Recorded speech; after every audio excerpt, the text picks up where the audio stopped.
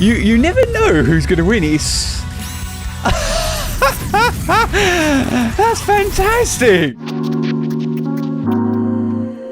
Hey guys, Kai here, welcome back to another Filmmaker Reacts. Today in this one, we've got another death battle on our hands, because today in this one, we've got Mario versus Sonic. That's right, we've got Bowser versus Dr. Eggman. Or how I like to remember him, and I might be showing my age here, but Dr. Robotnik. So only recently on the channel, I covered my very first death battle, which was Yu-Gi-Moto versus Ash Ketchum. That's Yu-Gi-Oh! Versus Pokemon, and I absolutely loved it. I really enjoyed the whole production, the whole intro, learning the ins and outs of the characters and the lore, and then going into the ultimate death battle. So in this video, I'm going to change it up ever so slightly, because that last one, I was so flabbergasted what I was watching, I kind of like forgot to talk about the filmmaking side of things. So for this one, what I'm going to do is, I'm going to watch the whole intro, so the whole lore aspect of the characters. I'll watch that on my own, and then for you guys, what I'll do is I'll show you my reaction to the actual death battle, and then after we'll go back through it again, just the death battle that is, and talk about the filmmaking techniques, what's happening on screen that makes you feel the way you do. Do you have yourself a favourite part you just, don't know why? Well, hopefully by the end of this video, or as we watch along together in that part, I'll be able to explain the filmmaking techniques that they've used to make you feel the way you do, well, when you watch the death battle. Or how I like to put it is, why it hits as hard as it does. So with all that said and done, let's go, shall we? Let's see who the victories between Dr. Robotnik or Eggman versus Bowser. My money is going to be Bowser. Let's see if I'm right. Play the tape. All right, the combatants are set. We've run the data through all possibilities. Jim Carrey, mate.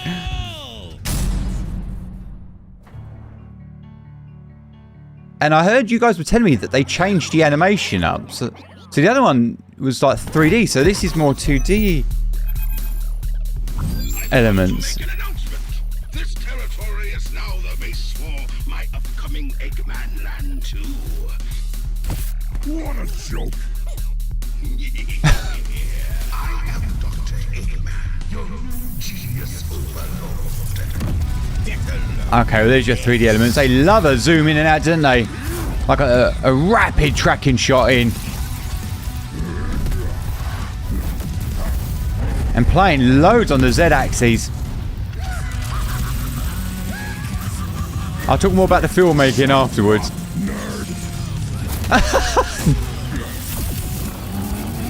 Dude, the devil in the detail of Bowser's eyes opening.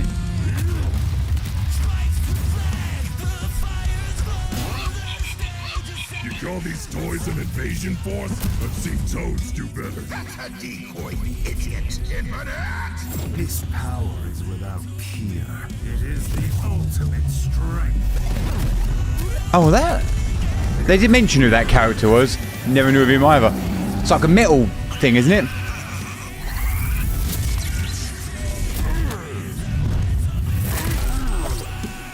Oh, shit!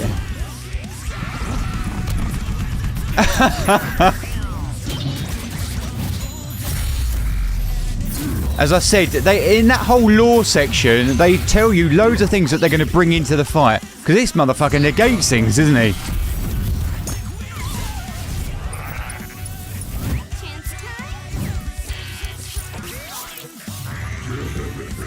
Again, I'm watching a death battle with multiple, teams. Later on, I'm going to check out Master Chief versus the Doomsayer, and that'll be interesting, more one-on-one. You've lost the battle before it has begun. Excellent work as always, Beto. Ready to wrap this up, Sage? As you planned. Look at the thin action powder going forward. Giving us layers. Outside.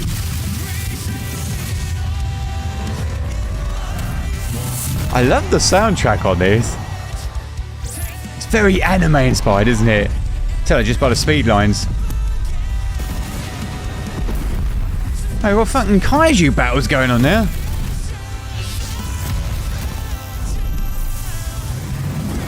Almost looked like he was going a bit spinning too fast up there.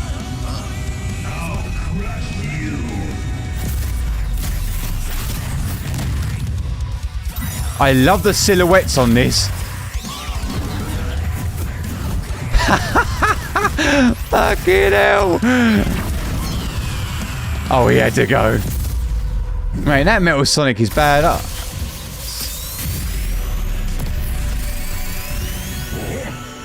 Is that one of his children? Is it? Oh, mate. He's going to go... They mentioned he goes mental.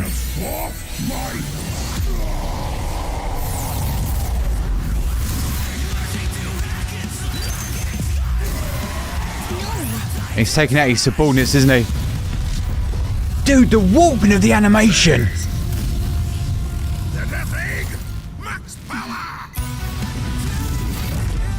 You never know who's going to win. It's... That's fantastic.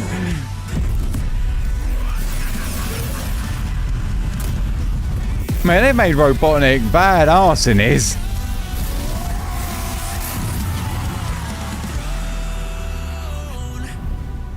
So Robotnik won, did he?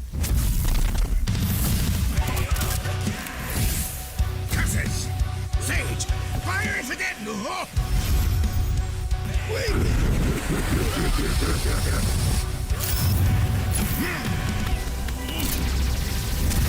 Oh, now we get a bit of one-on-one.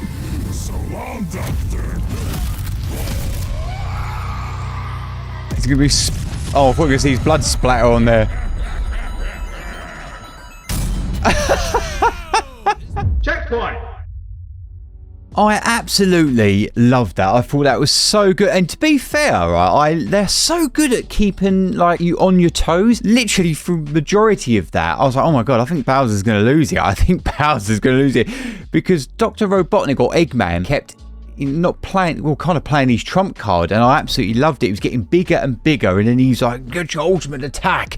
But again, a bit like the Yu-Gi-Oh versus the Pokemon one, it's very much a team-led battle, and so what that means is you don't get that intimacy. If it was literally just a one-on fight with Eggman versus Bowser, well, you saw what happened. Bowser like just fucking wiped the floor with him, didn't he? But it was actually, like all great villains, it's their subordinates, it's their commanders, you know, their lieutenants. They're the characters that lift the momentum. You're like, oh my god, we're going through chapters here. And it was Bowser pretty much versus all of them. Obviously, you did have Bowser's other cronies in there, but I really did like what they did here. And again, it's another death battle that kept me on my toes. However, what's going to happen when I see 1v1? Are they going to bring in loads of other factors, loads of different weapons? Like always, does that keep the animation going? Can the animation survive, or are the death battles too short when they are literally just one character v1? So yeah, I'm very curious to see what happens in the future when we cover them here on the channel. So now that part's done, let us go through it very quickly together and talk about all the best bits,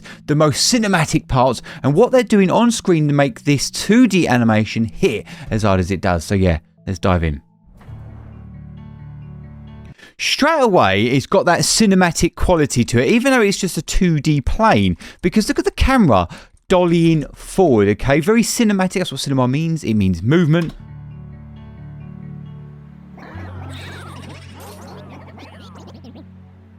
Little trucking shot there. Everything, look, dolly forward. Trucking means left and right. Trucking left to right. Obviously, in our case, showing us all the characters. I love the fact that it almost looks like that Paper Mario thing, doesn't it? But it took me a second there to adjust to the... It's not clip art, but I don't know what you want to call it. It reminds me of those old 2D games that you used to play, like when I was at school. Like people would go on the internet, you just sort of like clip art games.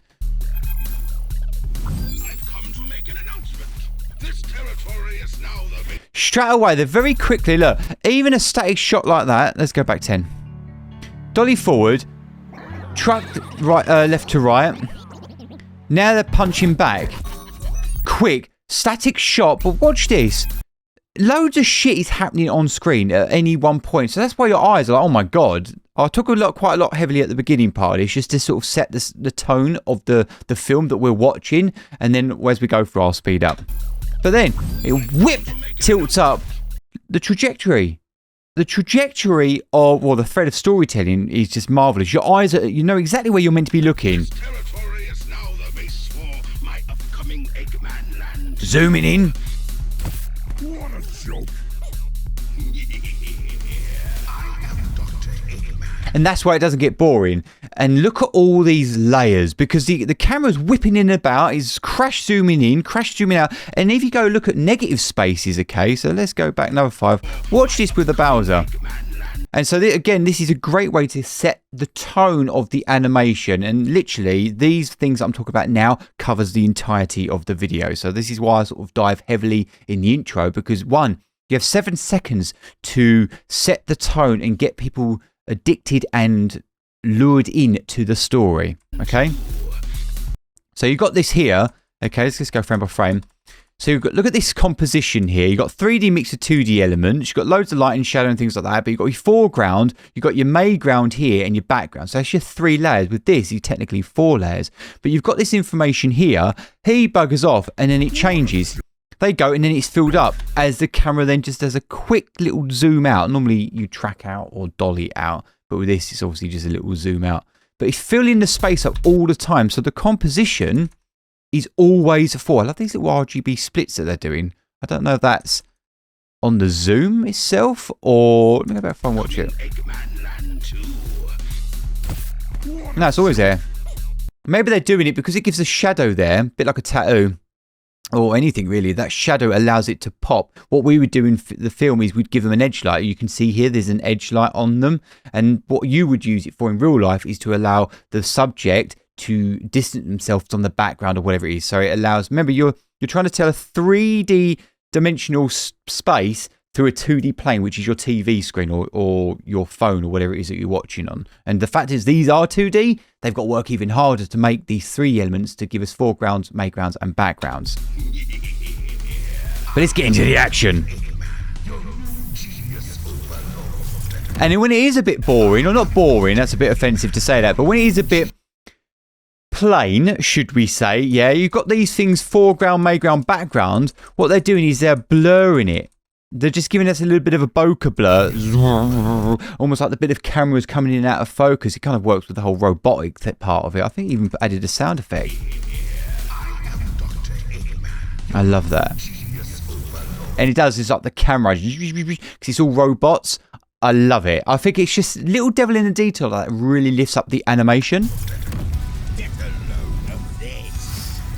And there, VVV. I love that. Just this little thing here. You see, it's very army based, isn't it? It's very army versus army. Which, it's nice. Which reminded me of the Yu-Gi-Oh one. But bear in mind, there was like more of a 3D part to that, wasn't there? And that is fantastic. Look at the fucking layers on this pitch. The action powder coming up with your plumes. RGB splitting everywhere. It is literally beautiful to the eyes. And that's another great way of making this animation look more expensive than it actually is when it's just lots of 2D drawings.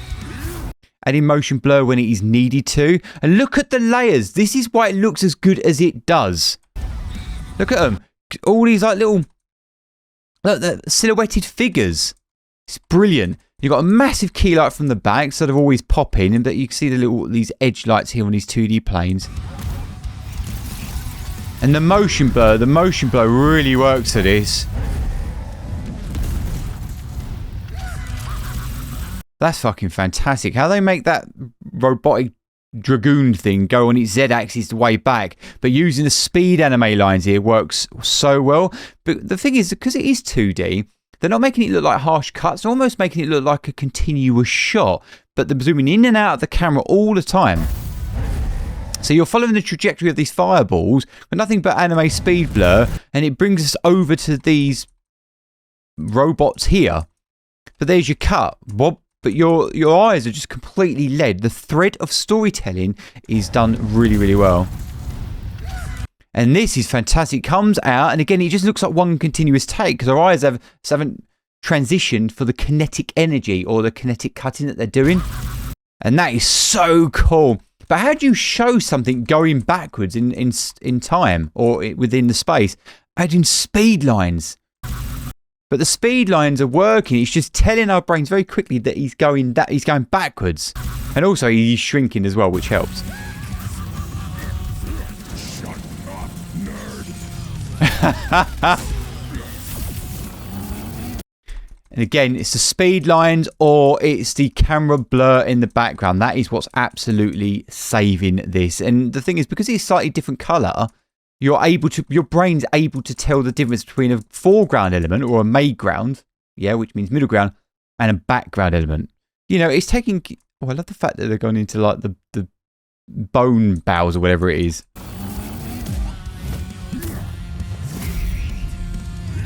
Like, it's not the most prettiest drawings I've ever seen.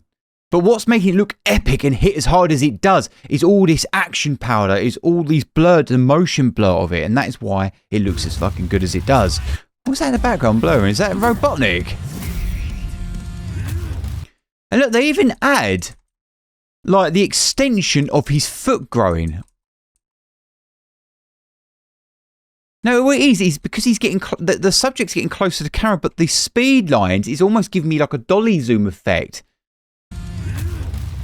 And I love all this shit in the background blurring. Again, you're using these as a middle ground. And these are the foreground elements. And then the background's on its separate axes. Christ knows how long it takes to do all this. But the camera in and out. The tracking of it. You call these toys an invasion force? Let's see Toads do better. It's little bits like that. See, that looks a bit wooden. But obviously it amplifies Bowser like... almost like a back fisting, not even looking. The camera does a little... It's because the camera's very aggressively hard. It's not smooth motion, but it's not meant to be. That bosh and back. The one coming back in was better. And look at the micro jitters in his eyes. That's fantastic. This little animation work that they're doing. And the thing is, you need that because the subject's hardly moving. The background's moving like crazy. And again, your eyes are not bored. That's the key thing here. Sounds like Jack Black. See, I didn't know who this character was. It was a metal figure or something. They did mention it.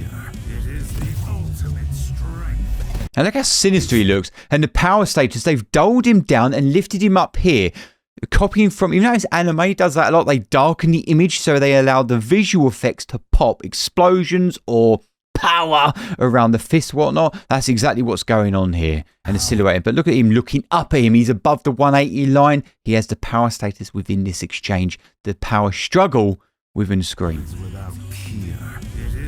And then he comes into, we're on to his level now. And then he comes up to his eye level, is where it should be on the 180 line. I love the sound effects, those little Easter eggs. And how do you show a character is struggling using the up and down animation speed lines? I love the fact that they know what it is and they know what they want it to be, yet and they borrow. And that's brilliant. To borrow film techniques and style and animations is absolutely fine and a good thing to do. But you do something in your own way which is fresh and new, and that is this story. And also RGB splitting it, almost like game glitching out. All they're doing is closing their eyes and moving it ever so slightly.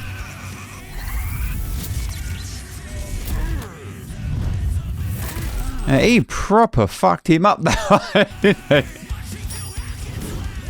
Did they change its face as it fell? I love it. Oh, they kept it. So I don't understand what this is. They warped it, didn't they? Or what? Oh, it's dark energy.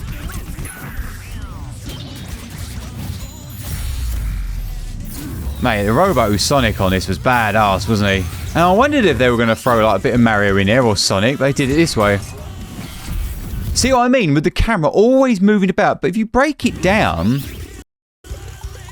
See, zoom in, tilt up, come out, thing comes foreground, speed anime lines and around, but obviously they're using a 3D background here, which gives us the depth that we want, but blurring it out as it goes into the distance. That's exactly one easy way to do it, is lift the contrast. Look how dark it is here, to know how lift it is.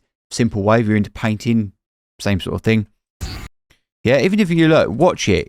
He's over here, so your eye comes over here. Then he's over here. It's a 2D plane titting about in front of a fucking 3D plane, yet losing the speed lines here and cutting him. Look, it's a frame.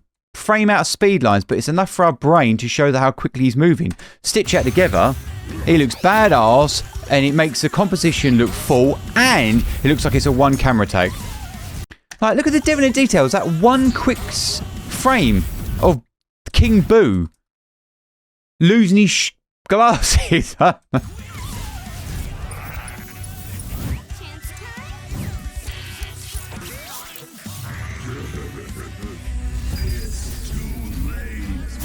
And look at that. Telling us the power, okay? Here. He looks at this, so we know it's this. Comes round, he warps, but it's Dutch now. Because the power is raw. I don't know if he's out of control or it's like he's gone up a status, but it's the Dutch angle they've got here, which means it's off his axis. Almost looks like a fucking cape flapping. And look at the action powder, the plumes of smoke filling it up. And it's coming across. It's not over the subject's face, so we can keep our eyes on there. Almost like a John Cena thing, you can't see me. But they've got these dust plumes going across the feet, and it lifts up the production value. It's filling up the composition and making us a 3D space on a 2D plane and 2D animation. I wonder if Bowser sees Dutch. No, it was just to give us, it was just to tell us, like, if you don't know who this is or you don't know he's raw power, I do now because of the Dutch angle. Very simple technique, but it lifts it up astronomically.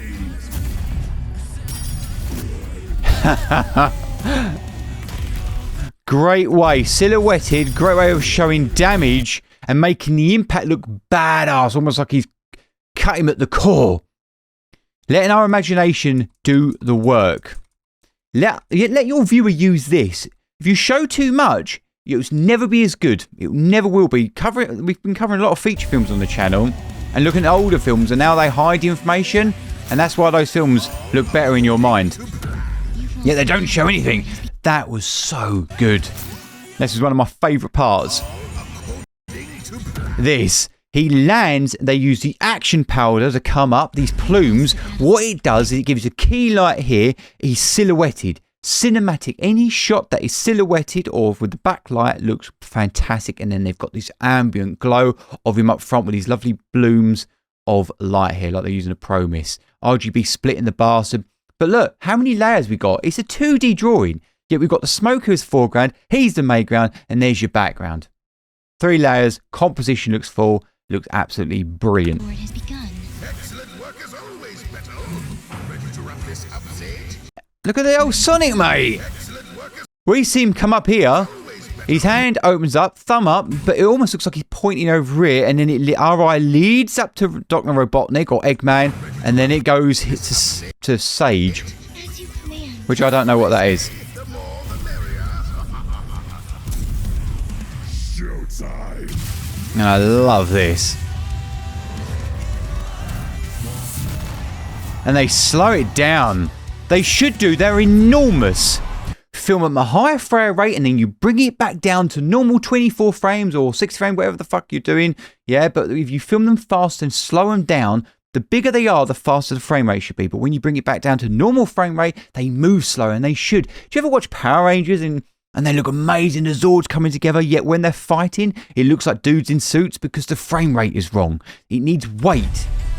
Scale X weight on camera. See, that looks amazing. Moving slow, moving slow. Oh, he's fine, he's fine. I wasn't too sure about that when we was watching. I don't know if I liked it. Almost looked like he's moving too fast, but he isn't. It was the projectile. Something was slightly off that, but actually looking at it, it's fine.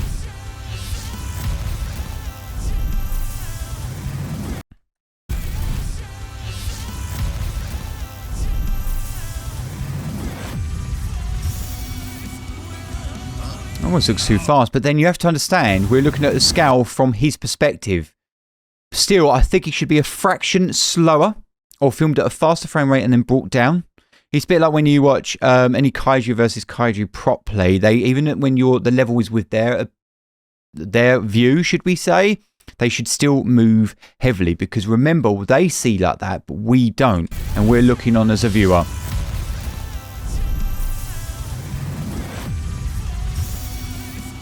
Also, it's slow the beat up of the story. What a way to give that super Robotnik Sonic fucking thing its moment in the sun.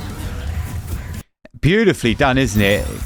Zoom in, out it comes again, crashes out, foreground elements flipping through the screen. Comes to here, we're clearly tele-zoomed in. Zoom out with a motion blur, beautifully done. You can tell they're zooming out, and what they've done is they've actually allowed lens aberrations in there, which is this shit. But it's actually, if you look at Bowser, look at the lens compression. They actually do it right in the Z-axis, and anything in the foreground coming up to a wide-angle lens just looks great. The fact that they've done that, the lens compression, is very impressive, and it works.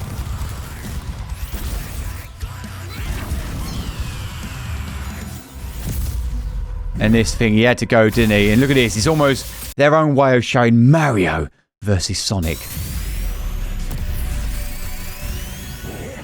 But they mentioned in the intro thing that when his kids get hurt, he fucking goes apeshit. Keep your hands off my...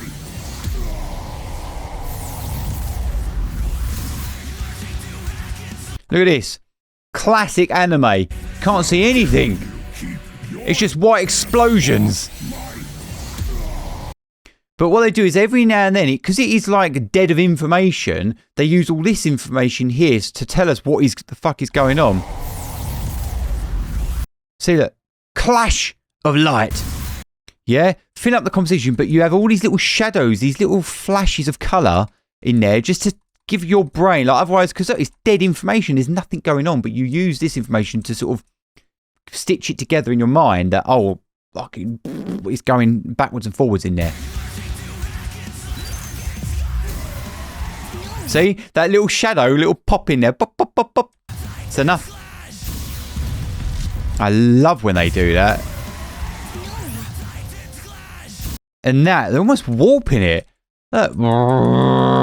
And that that warp, that distortion. Didn't it sell it? Sells it wonderfully. And all they're doing, they had little pockets of light here, like getting lighter and lighter as it's about to blow. Marvellous. And look at that. Great use and great show of kinetic visual language and energy on screen. Watch this. So everything in the background is going from left to right, yeah? Even when you look at Sage behind, see? Then it carries on going on this shot. Boom. Look at that. Your brain is already telling you it's going this way. So the kinetic energy is telling us, and then when they do that, it goes here. Darkest spot. So it cuts beautifully into there. It doesn't even cut. It just literally just transitions beautifully. You'd never even know there was a separate drawer in there.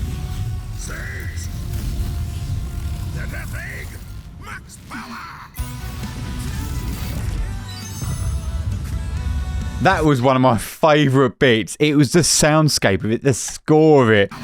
Max power. And it moves slow. The beautiful reveal.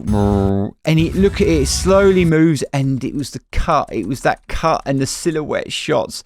Beautifully working the synergy here. Look. Pop, pop, pop, pop, pop. Cuts beautifully. Reveal. I'm looking up here. It's the brightest spot on screen. All the way over here on the composition. The power status. Almost golden triangling it down. Back up to here. And there we are. So look at the negative space. Diagonal. But look. Triangle. So basically, you've got the golden triangles in there. Diagonal triangle here. Your eye is led down to here. To this section here. I love it. Fill in the composition. I mean, you've still got the fluttering going on. Foreground, mayground, background. Well, technically, that would... Yeah, that does work. And I love it. Look at that, our eyes. Are they on the beat? Are they? Let's have a look. These eyes are here. It's really high up. So it's a little bit down. So basically, because your eyes are in this section here, you're seeing it move here. So when they go to the next cut, your eyes have got hardly any movement. You're sort of looking up in this area, and then they can do that crash out, can't they? Oh, he didn't at all. They didn't crash it. They just whipped it.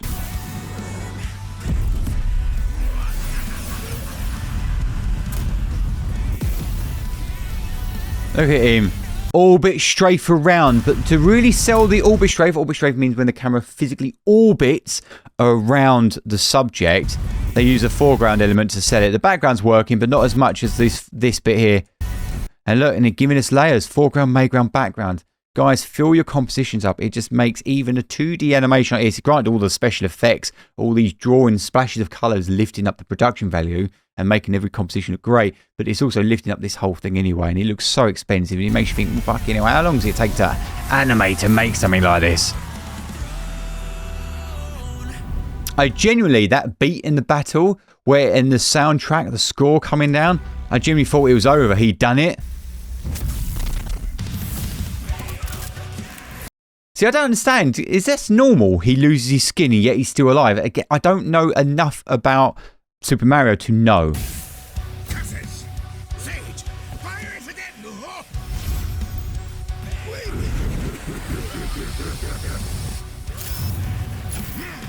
And look at him using the speed lines here. Making the longer take. Camera, he's tracking in, crash zooming in when it needs to. Showing the fear. And because look, I love the fact that he's almost out of frame. Because you're looking here, it's just a great way to show that he's still following, being sucked in. And also, because your eye was there, watch where that hand is. Straight for the gun. They don't need to whip the camera about. They can just keep it where it is, and your eyes are already there. So long, Doctor. I literally thought he was going to blood splatter him.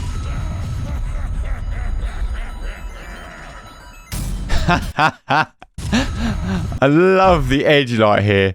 Or rim light. And look, it just... And the 8-bit coins. I love all that stuff. And look at these, like... Literally just little lines. Just little subtle lines of movement. It makes such a difference. Brilliant.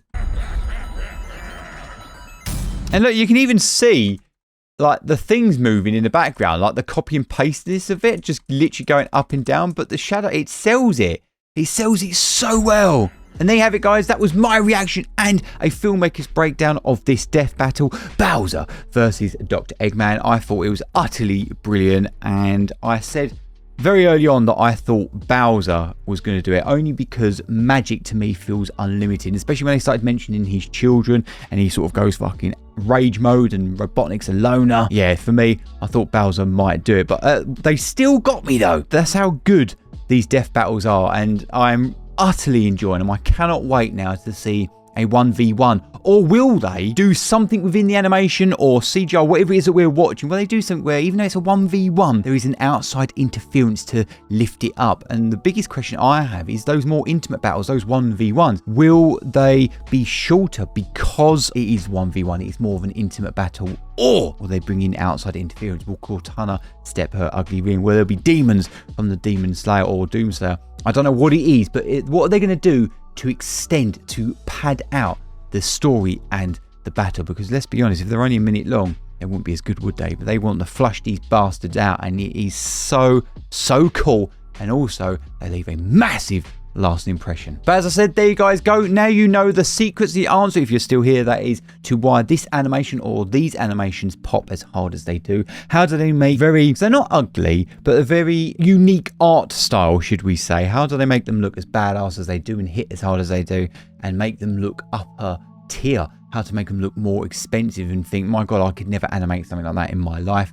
Well, now you know the answers. So guys, do me a favor, go create, be great, and I'll see you on the next death battle or gaming franchise or some of those feature films that I'm always talking about. Whatever it is, I'll see you then. See you later. Bye-bye. Out of time!